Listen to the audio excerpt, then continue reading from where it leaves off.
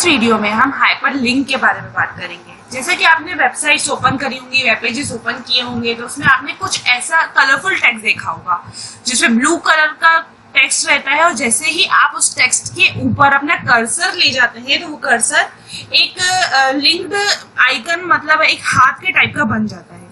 तो वो जो टेक्स्ट होता है वो नॉर्मल टेक्स्ट नहीं होता, वो हाइपर लिंक्ड टेक्स्ट होता है। कहने का मतलब ये है कि जैसे ही आप उस अपने कर्सर के थ्रू उस टेक्स्ट पर क्लिक करते हैं तो आप किसी अदर दूसरे वेब पेज या फिर फाइल पर रीडायरेक्ट हो जाते हैं, मतलब पहुंच जाते हैं। तो यही वो जो टेक्स्ट है वो नॉर्मल टेक्स्ट नहीं होता है, वो हाइपर लिंक टेक्स्ट होता है। तो उस तरह के टेक्स्ट को बनाने के लिए हम हाइपर लिंक का यूज करते हैं।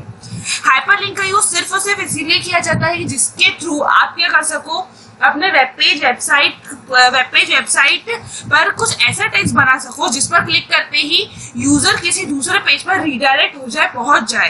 हाइपरलिंक के ही हेल्प से हम सिर्फ और सिर्फ यही काम कर सकते हैं। तो चलिए अब हम इसके बारे में जानते हैं कि इसको किस तरीके से काम किया जाता है।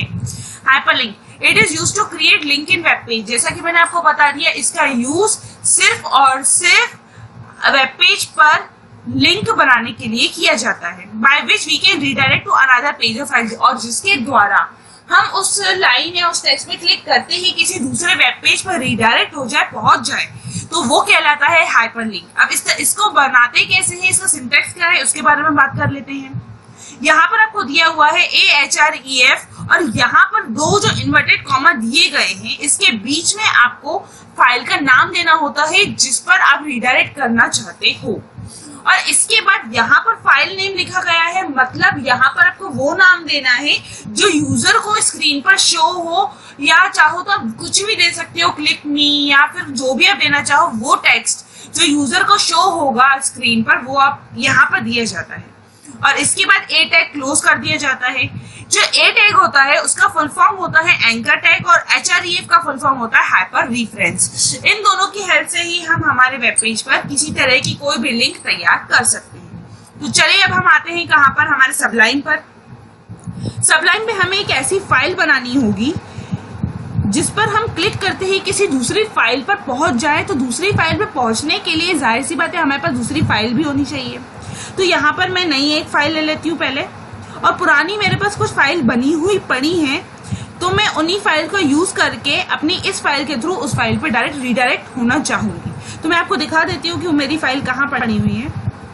यहाँ पे आ जाते हैं, ये न्यू फोल्डर 2 नाम से एक फोल्डर बना हुआ है जिसके अंदर बैकग्राउंड, मंडे और न्यू डे कुछ फाइल्स पड़ी हुई है। तो मैं क्या करूंगी, अपनी जो मैं नई फाइल बना रही हूँ उसमें कुछ ऐसा टेक्स्ट या फिर ऐसा कुछ लिंक डालूंगी जिसकी हेल्प से मैं डायरेक्टली इस बैकग्राउंड वाली फाइल पर पहुंच जाऊं।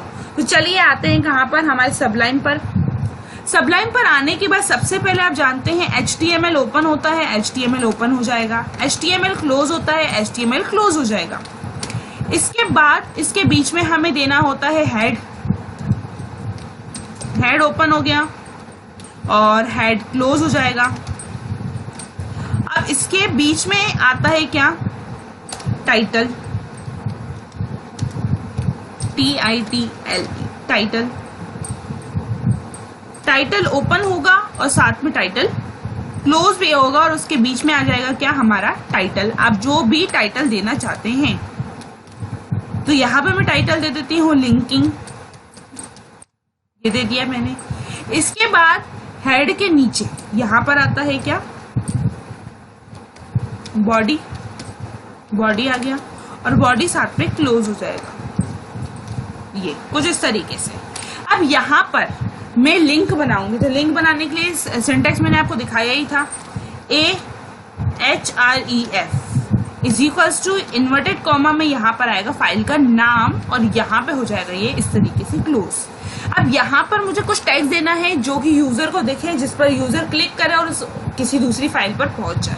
तो वो टेक्स्ट में लिख देती हूँ, click here to go to another file, और यहाँ पे कर देते हैं ए को क्लोज।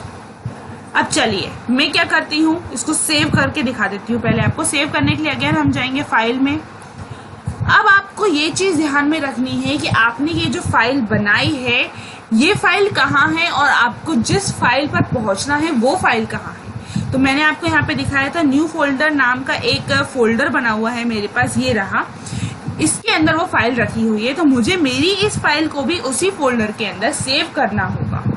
सेव करने के लिए अगेन हम जाते हैं फाइल पर और सेव के बाद डेस्कटॉप पर एक न्यू फोल्डर 2 के नाम से फोल्डर बना हुआ है, इस पर डबल क्लिक करते हैं। यहाँ पे आपको पुरानी फाइल्स दिख रही हैं, यहाँ पे आपको इस फाइल को सेव करना है। तो मैंने दिया linking.html,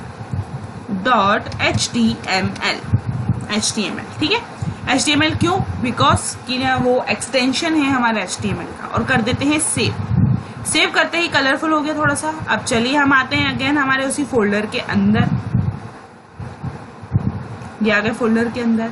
यहाँ पे आपको लिंकिंग दिख ही रहा है, इस पर डबल क्लिक करते हैं।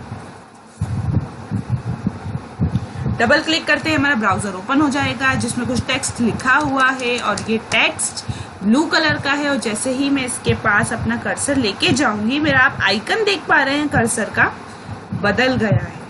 मतलब ये नॉर्मल टेक्स्ट नहीं है, ये लिंक्ड टेक्स्ट है। बट अभी मैं इस पर क्लिक जैसे ही करूंगी तो मैं कहीं पहुंच नहीं रही हूं। मैं चाहती हूं इस पर क्लिक करते ही मैं ये वाली जो बैकग्राउंड वाली फाइल है इस पर पहुंच जाऊं।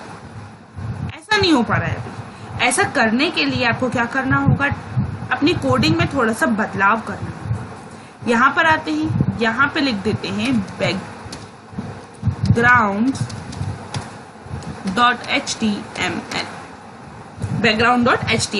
background.html क्यों दिया है मैंने, ये भी बता देती हूँ मैं आपको। यहाँ पर ये जो फाइल है इसका नाम क्या है, बैकग्राउंड। मैंने फाइल नेम तो दिया ही है, साथ में मैंने उसका एक्सटेंशन भी दिया है। बिकॉज के एक्सटेंशन देना बहुत ज़्यादा ज़रूरी है। उसे फाइल का नाम बताने के साथ साथ ये बताना भी बहुत ज़्यादा ज़रूरी है कि वो फाइल किस प्रकार की फाइल है।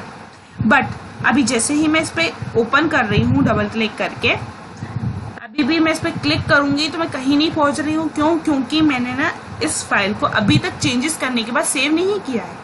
सेव करने के लिए आपको क्या करना होगा, अगेन फाइल में जाना होगा और सेव बटन पे क्लिक करना होगा और फिर अगेन यहाँ पर आना होगा।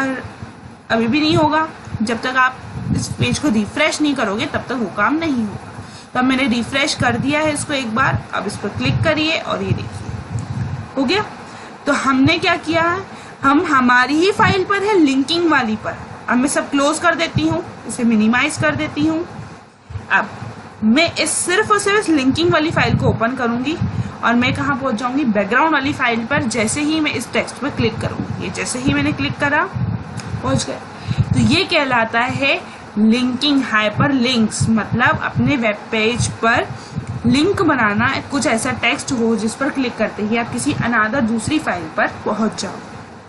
आप चाहें तो किसी इमेज का नाम डाल सकते हैं, आप चाहें तो किसी वीडियो का नाम डाल सकते हैं, आप चाहें तो किसी भी फाइल, किसी भी तरह की फाइल का नाम आप डाल सकते हैं। बस आपको फाइल का नाम के साथ साथ उसकी लोकेशन और उसका टाइप बताना बहुत ज़्यादा ज़रूरी है।